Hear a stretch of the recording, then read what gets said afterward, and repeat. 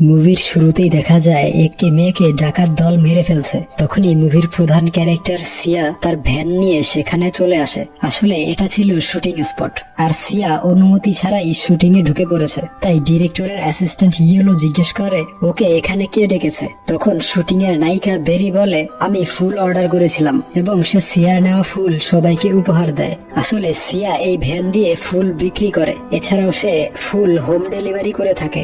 এরপর ডিরেক্টর যখন আবার শট নিতে যায় তখন সেই মেয়েটি বলে সে পারবে না। তখন ডিরেক্টর সিয়াকে দেখে এবং তাকে জিজ্ঞেস করে তুমি কি এই অভিনয় করতে পারবে, তাহলে তোমাকে 2000 টাকা দেয়া হবে। সিয়া রাজি হয়ে যায়। তার অভিনয় দেখে সবাই হতবাক হয়ে যায়। একজন ফুল বিক্রেতার অভিনয় এত সুন্দর কিভাবে হতে পারে। তার পারফরমেন্স দেখে প্রডিউসার খুব খুশি হয় এবং তাকে বলে আমাদের নেক্সট মুভির নাম বক্সিং মম, ওই মুভির জন্য তুমি অডিশন দিতে পারবে। ডিরেক্টর সিয়াকে বলে তাহলে তুমি আমাদের নেক্সট মুভির জন্য অডিশন দিতে এসো। তখনই সিয়া লক্ষ্য করে কিছু বখাটে ছেলে তার ভ্যান নিয়ে চলে যাচ্ছে, তাই তাদের কথা না শুনেই সে ভ্যানের পেছনে দৌড় লাগায়, কিন্তু সেই ছেলেগুলো তার ভ্যানটা নিয়ে যায়। রাতে সিয়াকে একটি নাইট ক্লাবে দেখা যায়। আসলে সে তার স্বামী মিস্টার লিউকে নিতে এসেছে। সে প্রতিদিন মাতাল হয়ে নাইট ক্লাবে পড়ে থাকে। যখন সে লিউকে খুঁজতে নাইট ক্লাবে আসে তখন মুভির আরেকজন প্রধান ক্যারেক্টার ফ্যাংকে দেখানো হয়। সে এই নাইট ক্লাবে ফাইটিং করে। সিয়া তার হাজবেন্ডকে কাঁধে করে নিয়ে বাহিরে আসলে কয়েকজন মাতাল সিয়াকে বিরক্ত করছিল। ফ্যাং এসে তাদেরকে তাড়িয়ে দেয় এবং সিয়াকে জিজ্ঞেস করে আপনার কি সাহায্যের প্রয়োজন। সিয়া তাকে না করে লিউকে কাঁধে নিয়ে বাসায় চলে আসে। এরপর লিউ এর বাবা অর্থাৎ সিয়ার শ্বশুরকে দেখানো হয়। তিনি ছিলেন প্যারালাইজড। সিয়া তাকে তুলে বিছানায় নিয়ে আসে এবং তার মেয়ে জিংকেও ঘুম পাড়িয়ে দেয়। আমরা বুঝতে পারি সিয়া সংসারের সকল দায়িত্ব একাই পালন করে।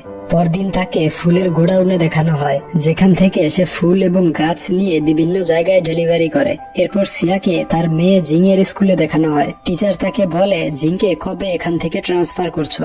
আসলে জিং কথা বলতে পারে না, তবে কানে শুনতে পায়। সিয়া বলে ডক্টর বলেছে সে খুব তাড়াতাড়ি কথা বলতে পারবে। এরপর সে জিংকে ভ্যানে বসিয়ে বাসার দিকে রওনা হয়। তখন জিং এর ক্লাসমেটরা তাকে গাছ বিক্রেতার মেয়ে বলে বুলি করে, তাই জিং রেগে ভ্যান থেকে নেমে যায়। সে তার মাকে ইশারায় বলে আমি একা স্কুল থেকে বাড়ি যেতে পারবো, তোমাকে আর এই ভ্যান নিয়ে আসতে হবে না। এরপর সিয়া জিংকে নিয়ে তার মায়ের কাছে আসে। সিয়ার মা বাড়িতে স্কিন কেয়ার সেন্টার পরিচালনা করে। তার মা একজন বৃদ্ধ লোককে মাসাজ করছিল। তখন সিয়া তার মাকে বলে আমি তোমার সাথে কিছু গুরুত্বপূর্ণ আলোচনা করতে এসেছি। তার মা বলে তুমি কি তোমার হাজবেন্ডকে ডিভোর্স দিতে চাও। সে বলে আমি তোমাকে অনেকবার বলেছি আমাকে ডিভোর্সের কথা বলবে না। আমি চাই না আমার মতো জিংও বাবা ছাড়া বড় হোক। তার মা বলে যত দ্রুত সম্ভব তাকে ডিভোর্স দিয়ে দাও। এই শুনে সে রেগে গিয়ে চলে যেতে নেয়। তখন তার মা তাকে কিছু টাকা দেয়, কিন্তু সে টাকা নিতে রাজি হয় না। সে জিংকে একটি চায়ের ফ্লাক্স দেয় এবং বলে এই চা স্বাস্থ্যের জন্য অনেক ভালো। রাতে সিয়া ও লিউকে বাড়ির ছাদে দেখানো হয়। লিউ বলে আমি সব সময় প্রার্থনা করি যাতে আমার মেয়ে অন্য সব বাচ্চাদের মতো স্বাভাবিক হয়ে যায়, কিন্তু আমার প্রার্থনা উপরওয়ালা শুনছে না। তাকে প্রতিবন্ধী স্কুলে ভর্তি করানো উচিত। সিয়া বলে আমার মেয়ে একদিন অবশ্যই কথা বলবে, সে সাধারণ স্কুলে পড়বে, এর জন্য আমি সর্বোচ্চ চেষ্টা করব। পরদিন সিয়া ভ্যান নিয়ে তার প্রতিবেশী মিস্টার উই ও তার স্ত্রীর কাছে আসে, কারণ এই ভ্যানটি তাদের, এবং মিস্টার উই বাহিরের দেশে পড়াশোনা করতে চায়। উই এর স্ত্রী সিয়াকে জিজ্ঞেস করে তুমি কি বক্সিং মমের অডিশন দিবে। সিয়া বলে আমি অডিশন দিব, তবে সিলেক্ট হতে পারবো কিনা জানি না। মিস্টার উই বলে স্বপ্ন পূরণের জন্য চেষ্টা করে যাবে, কখনোই হাল ছেড়ে দিবে না।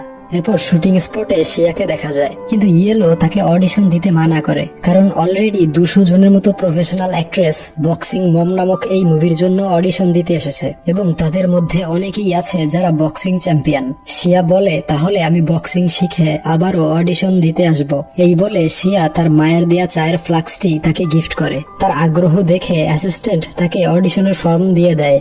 এরপর দেখা যায় সে নাইট ক্লাবে বক্সিং দেখে দেখে প্র্যাকটিস করছে। তখন ফ্যাং তাকে দেখে বলে এখানে পেমেন্ট না করলে ফাইটিং দেখতে পারবে না, তাই সে বাহিরে এসে প্র্যাকটিস করছিল। তার পিছু পিছু ফ্যাংও সেইখানে চলে আসে। সে শিয়াকে জিজ্ঞেস করে তুমি কি বক্সিং শিখতে যাচ্ছ। শিয়া বলে বক্সিং শেখার মতো টাকা আমার কাছে নেই। ফ্যাং বলে ছোট একটি বিয়ার নিয়ে আগামীকাল জিংউই বক্সিং জিমে চলে এসো। পরদিন শিয়া জিংকে বলে একদিন তোমার মায়ের ছবি বিলবোর্ডে লাগানো হবে। এই বলে সে অডিশনের ফর্মটি তাকে দেখায়। তা দেখে জিং খুব খুশি হয়। তখন শিয়া তাকে বলে তোমাকেও চেষ্টা করতে হবে কথা বলার। এরপর স্কুলের সামনে এসে জিংকে জিজ্ঞেস করে তুমি ডিনারে কি খেতে চাও।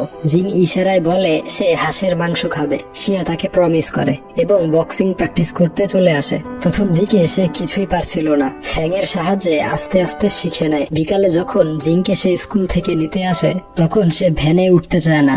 সে বলে তুমি প্রমিস করেছিলে হাঁসের মাংস আনবে। আসলে সারাদিন বক্সিং প্র্যাকটিস করার কারণে শিয়া টাকা রোজগার করতে পারেনি। তাই শিয়া তাকে বলে তোমাকে অন্য আরেকদিন হাঁসের মাংস এনে দিব। কিন্তু জিং কান্না করতে থাকে। তাই সে জিংকে মারতে শুরু করে। তখন তার ক্লাসমেটরা এসে আবারও তাকে গাছ বিক্রেতার মেয়ে বলে বুলি করে। এই শুনে শিয়ার প্রচন্ড মন খারাপ হয়। সে তার মেয়েকে জড়িয়ে ধরে কান্না করতে থাকে। রাতে জিং ও তার দাদা ডিনার করছিল আর জিং এর বাবা লিউ নিচে শুয়ে ড্রিঙ্কস করছিল। তখন শিয়াকে ফ্যাং ফোন করে বলে আগামীকাল ঠিক সময়ে প্র্যাকটিস করতে চলে এসো। শিয়া তাকে বলে বক্সিং করা অনেক কষ্টের কাজ, সে এটা করতে পারবে না। তখন ফ্যাং তাকে বলে চেষ্টা করো, তুমি অবশ্যই করতে পারবে। পরদিন দেখা যায় ফ্যাং শিয়ার হাতে বক্সিং এর কাপড় বেঁধে দেয় এবং তারা একসাথে প্র্যাকটিস করে। এভাবে সে প্রতিদিন কাজের পাশাপাশি বক্সিং প্র্যাকটিস করছিল। এরপর তারা একটি বক্সিং রিং এর মধ্যে বসে বিশ্রাম করছিল।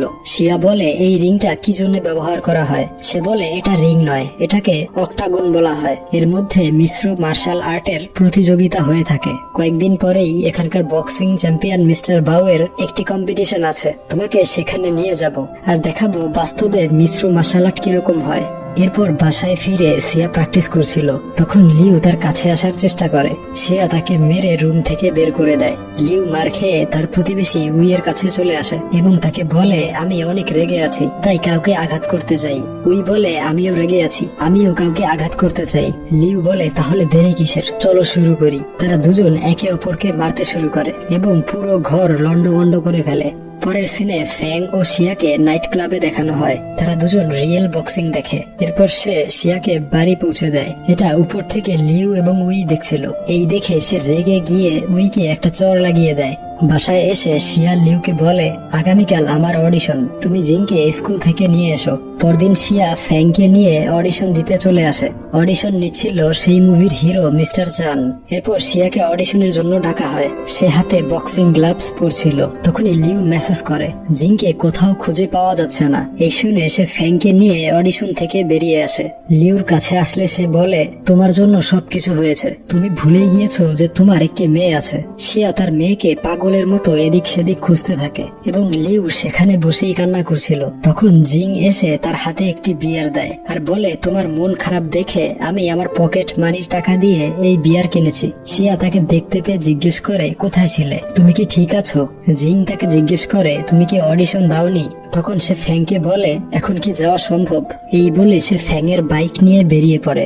এরপরের সিনে তাকে অডিশন রুমের বাইরে বসে থাকতে দেখা যায়। তখন ডিরেক্টর, প্রডিউসার সবাই চলে যাচ্ছিল। তারা শিয়াকে বলে অডিশন শেষ হয়ে গিয়েছে, এখন বাড়ি চলে যাও।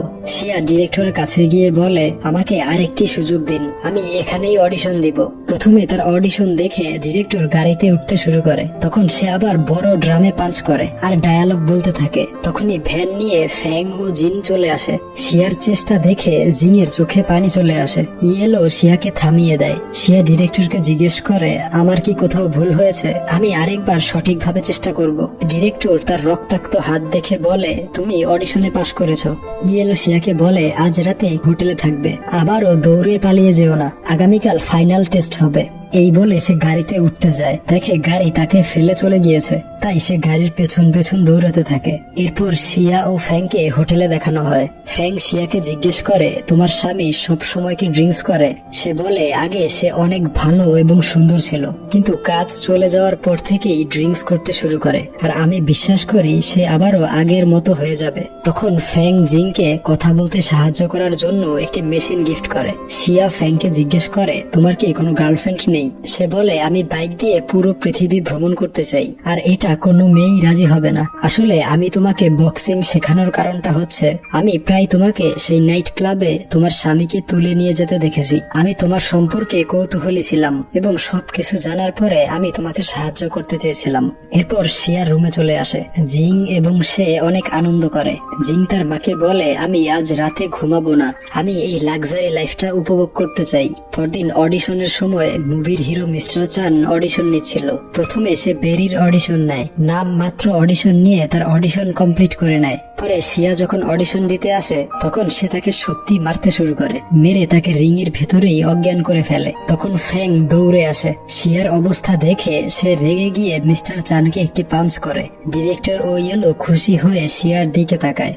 আসলে মিস্টার চান চাইছিল এই মুভির জন্য বেরিকে সিলেক্ট করবে, কিন্তু এই মুভির জন্য বেরি পারফেক্ট ছিল না। তাই ডিরেক্টর এবং তার অ্যাসিস্ট্যান্ট চাইছিল এই মুভির নায়িকা হবে সিয়া। সিয়া ফ্যাং এর আচরণের জন্য বারবার ক্ষমা চায়। তখন মিস্টার চান সিয়াকে বলে যদি এই মুভিতে কাজ করতে চাও তাহলে ফ্যাং এর হাতে মার খেতে হবে।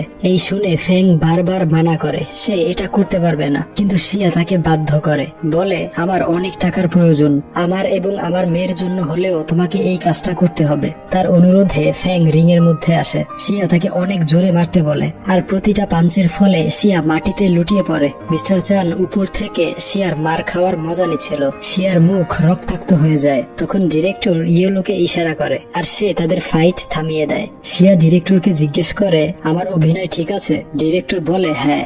অডিশন শেষে ফ্যাং শিয়াকে বাড়ি পৌঁছে দিতে আসে। তারা দেখে ভ্যানের মধ্যে লিউ মাতাল হয়ে পড়ে আছে। তার বাবা এবং জিং ভ্যানের মধ্যে বসে রয়েছে। ফ্যাং শিয়াকে জিজ্ঞেস করে তুমি কি এদেরকে ছেড়ে চলে আসতে পারো না? শিয়া বলে আমার মেয়ে আমার জন্য অপেক্ষা করছে। তখন ফ্যাং তাকে ডেকে বলে চলো আমরা একসাথে পৃথিবী ভ্রমণ করব, কিন্তু শিয়া তাকে ইগনোর করে ভ্যান চালাতে শুরু করে। এরপর বাড়ি এসে সে জিংকে ঘুম পাড়িয়ে ছাদে এসে ফুল গাছে পানি দিচ্ছিল। তখন লিউ বলে এখানে এত নোংরা কেন? এই বলে ফুলের টব ভাঙতে শুরু করে। শিয়া বলে আমি পরিষ্কার করে দিচ্ছি। সে বলে আমি তোমার এবং মোটরসাইকেলের লোকটির কথা বলছি। শিয়া বলে সে আমাকে বক্সিং শেখায় আর তুমি নেশাগ্রস্ত, তাই বিছানায় যাও। লিউ বলে আমি নেশাগ্রস্ত হলেও আমি অন্ধ নই, তুমি মনে হয় তার সাথে থাকতে যাচ্ছ। শিয়া বলে এত কঠিন সময়ের মধ্যেও আমি কখনোই তোমাদেরকে ছেড়ে যাওয়ার কথা ভাবিনি। আমি বিশ্বাস করেছিলাম যে তুমি নেশা ছেড়ে ভালো হয়ে যাবে, জিং বাকি সব বাচ্চাদের মতো কথা বলবে এবং আমাদের পরিবার সুখী পরিবার হবে। লিউ বলে তোমার হাল ছেড়ে দেওয়া উচিত এবং তুমি নিজেকে জিজ্ঞেস করো তুমি কি একবারও তার প্রেমে পড়োনি?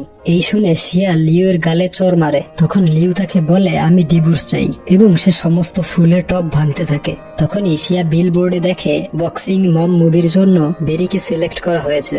পরদিন শিয়া জিংকে নিয়ে বাসা থেকে বেরিয়ে পড়ে। জিং ভ্যানে অনেক ব্যাগ দেখে জিজ্ঞেস করে আমরা কি কয়েকদিনের জন্য নানুর বাসায় যাচ্ছি? তাহলে বাবা এবং দাদু রান্না করে খাবে কিভাবে? তখনই মিস্টার উইয়ের স্ত্রী এসে শিয়াকে জড়িয়ে ধরে কান্না করতে থাকে, কারণ সে ভার্সিটিতে চান্স পেয়ে গিয়েছে এবং সে শিয়াকে বিদায় জানাতে এসেছে। মিস্টার উই শিয়াকে বলে সবসময় চেষ্টা চালিয়ে যাবে, তাহলে একদিন সফল হবে। পরবর্তী সিনে শিয়া তার মায়ের কাঁধে মাথা রেখে বলে যখন বাবার সাথে তোমার ডিভোর্স হয়েছিল তখন একা কিভাবে আমাকে বড় করেছো? তার মা বলে প্রথম কয়েক বছর চোখের পলকে চলে গিয়েছে আর তোমারও চলে যাবে। সে তার মাকে বলে আমার কাছে কিছু টাকা আছে, এগুলো দিয়ে আমি কিছু সুন্দর কাপড় কিনতে চাই। পরের সিনে শিয়া ডিরেক্টরের সাথে দেখা করতে আসে। তারা বলে বক্সিং মম মুভির জন্য তারা ব্যারিকে সিলেক্ট করে নিয়েছে। এই শুনে শিয়া মন খারাপ করে চলে আসে। বাসায় এসে চুপচাপ বসেছিল। তখন জিং বারবার শব্দ করে ডাকছিল। হঠাৎ শিয়া রেগে চিৎকার করে জিংকে বলে তুমি কেন বাকি সবার মতো কথা বলতে পারো না? জিং তার মাকে হোটেল থেকে নিয়ে আসা সকল জিনিস ফিরিয়ে দেয় এবং ইশারায় বলে যেসব বাচ্চারা কথা বলতে পারে না তাদের সাথে আমি প্রতিবন্ধী স্কুলে চলে যাব। তখন শিয়া তার মেয়েকে বলে তুমিও বাকি সবার মতো কথা বলতে পারবে, শুধু চেষ্টা করতে হবে। জিং বলে তোমাকেও চেষ্টা করতে হবে, তুমি অবশ্যই একজন বক্সিং মম হতে পারবে। পরদিন শিয়া মার্শাল আর্ট কম্পিটিশনে অংশগ্রহণ করে। বাউ তাকে কম্পিটিশনের ফর্ম দেয় এবং তার কোচ হয়ে যায়। সে দিনে ফুল ডেলিভারির কাজ করে আর রাতের বেলা বক্সিং প্র্যাকটিস করে। অন্যদিকে বক্সিং মম মুভির শুটিং এ ডিরেক্টর এবং ইয়েলো বারবার ব্যারিকে দিয়ে একই শট নিচ্ছিল। তারা ব্যারির বাজে অ্যাক্টিং দেখে বিরক্ত হয়ে যায়। ওইদিকে শিয়া মার্শাল আর্ট কম্পিটিশনের ফাইনালে উঠে যায়। তার বিপক্ষে একজন জাতীয় চ্যাম্পিয়নের সাথে ফাইট শুরু হয়। সেখানে দর্শক হিসেবে লিউ উপস্থিত ছিল। শিয়া প্রথম দুটি রাউন্ডে অনেক মার খায়। তৃতীয় রাউন্ডে শিয়া উঠে দাঁড়ায় এবং সে ব্যাকগ্রাউন্ডে বলতে থাকে, বিগত 30 বছরে এটি সবচেয়ে খারাপ দিন, কিন্তু আমি মোটেও দুর্বল নই। আমি যাকে ভালোবেসেছি সেই আমাকে সব সময় আঘাত করেছে। শৈশবের স্বপ্নগুলো অনেক আগেই ভুলে গিয়েছি। আমি বারবার হেরে গিয়েছি, কিন্তু আজ আমি জিততে চাই। তখন দেখা যায় জিং টিভিতে লাইভ দেখছিল। তাকে হেরে যেতে দেখে সে প্রথমবারের মতো মা বলে ডাকে। এই শুনে তার নানু হতবাক হয়ে যায়। তখনই শিয়া এক পাঞ্চ করে তাকে নক আউট করে ফেলে এবং শিয়া জিতে যায়।